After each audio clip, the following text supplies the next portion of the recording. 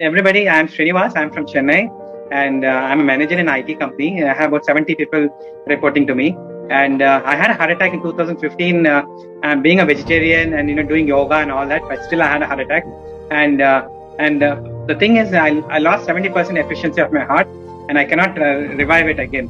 So I was a little scared, at the same time skeptical about my future and all that. Just continued eating good food and doing exercise, but I was not very confident about myself and about health actually. So I did this program. Accidentally, I came across this program, and I did this program and really understood what is health.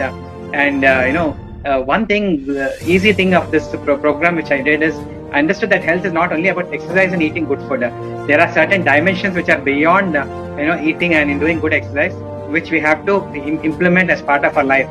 And I can see the difference in my productivity. Everything has changed.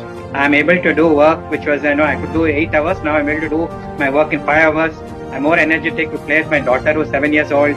And, a fear of death has gone away because it's a natural thing, right? When you have a 30% functional heart, you are a little worried. So Kayol sir helped me in doing that.